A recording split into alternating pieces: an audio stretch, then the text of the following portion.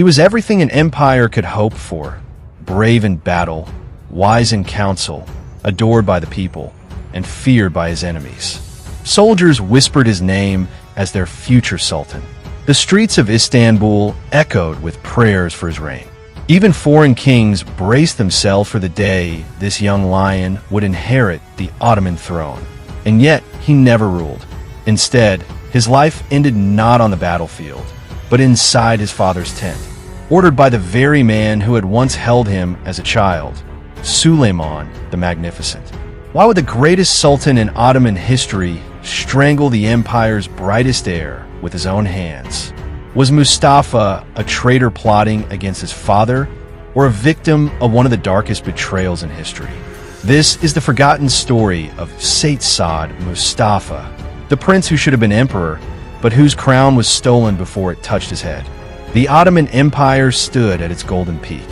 From the gates of Vienna to the deserts of Arabia, from the rich plains of Hungary to the bustling markets of Cairo, its banner flew high, its armies unmatched, its wealth dazzling beyond measure. The empire was not just a kingdom. It was a world power feared and envied alike. At its helm sat Suleiman the Magnificent, the lawgiver, the conqueror, the sultan who seemed chosen by destiny itself. His court glittered with scholars, poets, and warriors. His word was law, carried across 3 continents. To many, the empire had never been stronger. But inside the gilded halls of Topkapi Palace, power was not so clear. Behind jeweled curtains and marble walls, shadows lengthened. Whispers began to swirl, whispers of ambition, jealousy, and betrayal.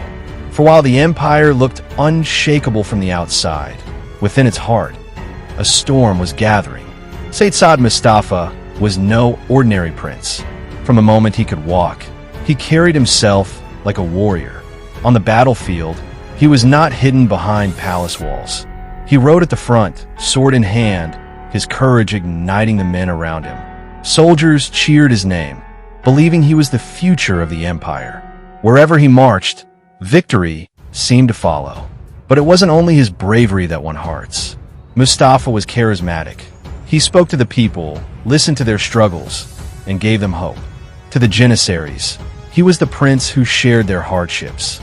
To the common folk, he was a protector waiting to wear the crown.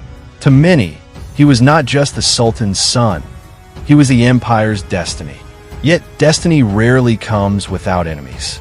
In the palace, behind the polished marble floors and silken curtains, others watched Mustafa's rise with unease. At the center stood Hurrem Sultan, the powerful wife of Suleiman. Born a slave, she had risen to become queen of the empire. Her ambition was unmatched, and her eyes were fixed on the throne, not for herself, but for her sons. For as long as Mustafa lived, her children's path to power was blocked, and she was not alone. By her side stood Rustam Pasha, the Grand Vizier, clever, ruthless, and loyal to Hurrem's cause. Together, they formed a deadly alliance. As Mustafa's star blazed brighter, theirs depended on extinguishing it. And so, behind closed doors, plans were whispered, alliances forged, and poison began to drip slowly, steadily, into the Sultan's ear. The people adored Mustafa. The army would die for him. But inside the palace, forces were gathering that would turn a father against his son. The empire was at war again, its armies marching east against Persia. The campfires of 100,000 soldiers lit up the night, and at their head stood Suleiman the Magnificent. But while the Sultan fought the enemy abroad, another enemy worked from within. Letters began to surface, letters that spoke of treachery. They claimed Said Mustafa was no loyal son, but an ambitious traitor, plotting to overthrow his father and seize the throne before his time. The words were venom, carefully crafted. They painted Mustafa as a man who courted the janissaries, who whispered promises to the army, who waited for the moment to strike. But were these letters real, or forged by the cunning hands of Hurrem and Rustam Pasha? We may never know, but we do know this. Each letter drove a dagger of doubt deeper into Suleiman's heart. For the Sultan, the choice was unbearable. On one side, his eldest son, the warrior who had won battles in his name, the heir adored by the people. On the other, his throne, his crown, his dynasty, threatened by the shadow of betrayal. What if the whispers were true? What if Mustafa truly plotted rebellion?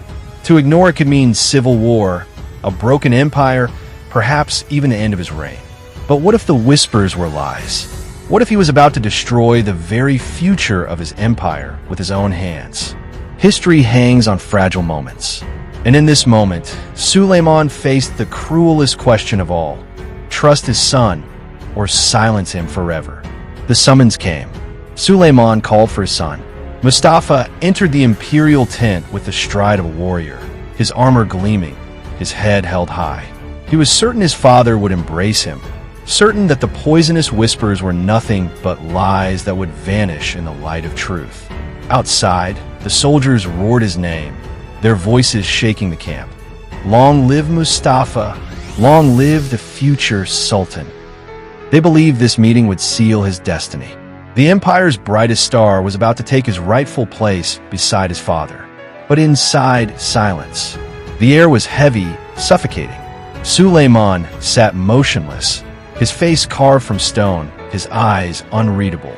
Mustafa bowed deeply, waiting for his father's blessing. Instead, a signal was given.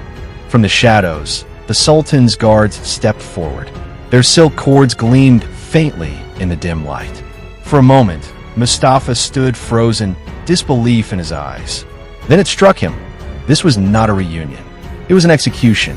The soldiers outside heard nothing at first, only muffled cries, the struggle of a man fighting not for his crown, but for his life. Mustafa fought with the strength of a lion, but the cords wrapped tighter, cutting off his breath, silencing his voice. And then, silence again.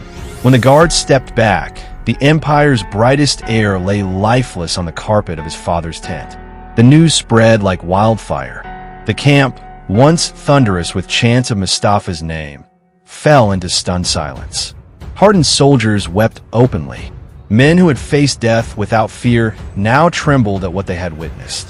Their beloved prince, the man they had followed through blood and fire, had been strangled not by an enemy, but by the order of his own father. The empire itself seemed to hold its breath. In that moment, the unbreakable bond between father and son shattered, and with it, the destiny of an empire. The soldiers who once shouted Mustafa's name now stood in stunned disbelief. Hardened men who had faced countless battles wept openly, their tears falling for a prince they believed was destined to be their sultan. The camp, once alive with chants and drums of war, fell silent as if the empire itself mourned. Whispers swept through the ranks. Our future is gone. Our sultan has killed his own son. The people, too, when the news reached them, grieved as though they had lost more than a prince.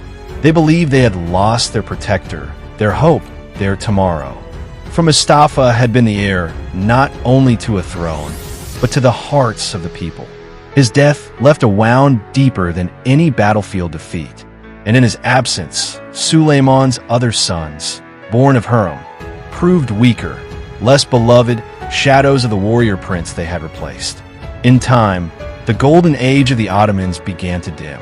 Some whispered that the empire's decline did not begin at Vienna, nor in the deserts of Arabia, but here, in a tent soaked with silence, where a father killed his son. Even after his death, the shadow of Mustafa lingered. Soldiers spoke his name in secret. Poets mourned him in verse. And to the people, he became more than a prince. He became a legend, a symbol of what the empire could have been, but never was. And so ends the story of Said Saad Mustafa, the prince who never ruled, yet whose death changed the course of an empire. Was he truly guilty of treason, secretly plotting to overthrow his father? Or was he the victim of palace intrigue, sacrificed to the ambition of rivals who feared his rise? Did Suleiman, the Magnificent, act as a wise ruler protecting his throne, or as a father blinded by fear, destroying his own bloodline with his own hands? History offers no clear answer. The letters accusing Mustafa of treachery have long been lost to time. Were they authentic or forged? dripping with Hurrem's cunning and Rustam Pasha's schemes? We may never know, but what we do know is this. The empire was never the same again. With Mustafa gone, the future dimmed. The Ottomans would still stand tall for centuries, but their brightest heir had been silenced before his crown touched his head. And so, the question remains, what if? What if Mustafa had lived? Would the empire have grown stronger, brighter, more enduring? Or was his fate inevitable, written in shadows long before his birth? The debate rages on, whispered across history. But one truth cannot be denied. Sometimes the greatest tragedies are not written on the battlefield, but in the silence of the father's tent.